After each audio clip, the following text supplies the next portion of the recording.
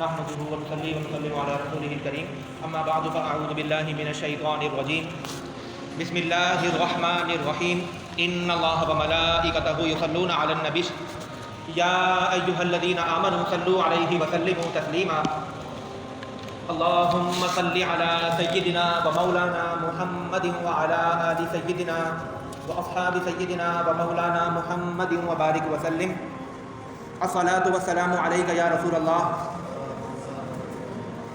الصلاة والسلام عليك يا حبيب الله الصلاة والسلام عليك يا رحمة للعالمين وعلى آلك وأصحابك يا خاتم النبيين محمد سيد الكونين والثقلين والفريقين من عرب ومن عجم هو الحبيب الذي ترجى شفاعته لكل هول من الأهوال مقتحم يا أكرم الخلق ما لي من ألوذ به سواك عند حلول الحادث العمم مولاي صل وسلم دائما أبدا على حبيبك خير الخلق كلهم. سارے حضرات ایک دفعہ اعتکاف کی نیت کریں. نویت سنت الاعتکاف. اللہ تبارک و تعالیٰ کا فضل و کرم ہے کہ مالک دو جہاں کی دی ہوئی توفیق سے آج ہم سب یہاں جمع ہیں درس قرآن کی اس محفل میں قرآن مجید فرقان حمید کو پڑھنے سیکھنے اور سکھانے کے عمل سے گزر رہے ہیں.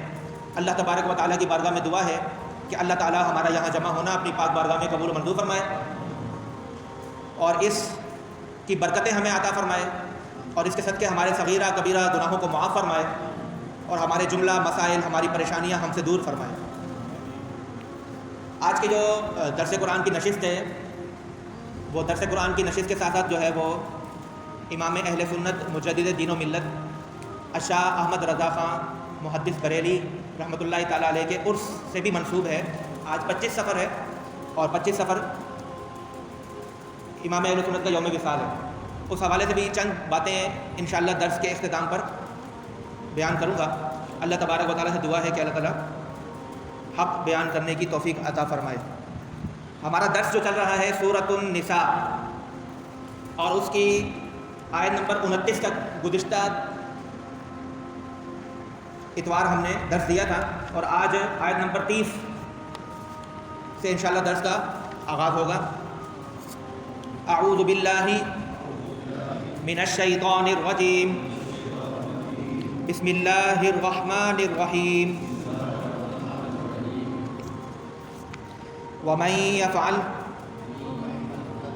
ذلك عدوانا وظلما ومن يفعل ذلك عدوانا وظلما فسوف نصليه نارا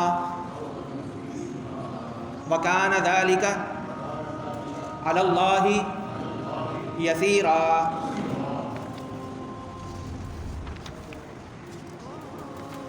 گزشتہ آیات کے اندر جو ہے بہت سے احکام اللہ تبارک و تعالیٰ نے بیان فرمائے، جیسا کہ احکام میراث بیان فرمائے. اس کے بعد اللہ تبارک و تعالیٰ نے عورتوں کے کچھ حقوق بیان فرمائے کہ میاں بیوی کیسے زندگی گزاریں ساتھ. اس کے بعد ان عورتوں کا ذکر فرمایا جن سے نکاح کرنا حرام ہے. ان سارے احکام کو بیان کرنے کے بعد اللہ تبارک و تعالیٰ نے فرمایا کہ وَمَن يَفْعَلْ ذَلِكَ عُدْوَانًا وَظُلْمًا فَسَوْفَ نُصْلِيهِ نَارًا. اللہ پاک فرماتا ہے کہ اور جو ظلم اور زیادتی سے ایسا کرے گا تو عن قریب ہم اسے داخل کریں گے. یعنی جن چیزوں سے اللہ تبارک و تعالیٰ نے منع فرمایا ہے اگر کوئی شخص ظلماً اور سرکشی اختیار کرتے ہوئے ان کاموں کو کرے گا تو اللہ تبارک و تعالیٰ ایسے لوگوں کو جہنم میں داخل فرمائے گا.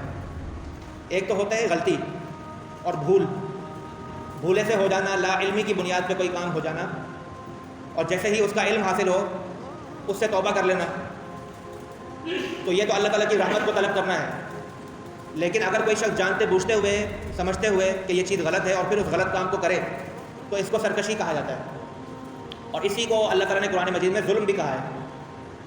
تو جو شخص ظلم اور سرکشی اختیار کرتا ہے پھر اس کا ٹھکانہ کیا ہے؟ جہنم ہے. فسوف نصلیہ نارا، تو ان قریب ہم اسے داخل کریں گے آگ میں. وکان ذلک علی اللہ یسیرا، اور کسی کو آگ میں داخل کر دینا یا جہنم میں داخل کر دینا یہ اللہ تعالیٰ کے لیے کوئی مشکل کام نہیں ہے، بہت ہی آسان ہے. وکان ذلک علی اللہ یسیرا، اور اللہ تعالیٰ کے لیے یہ بہت آسان ہے.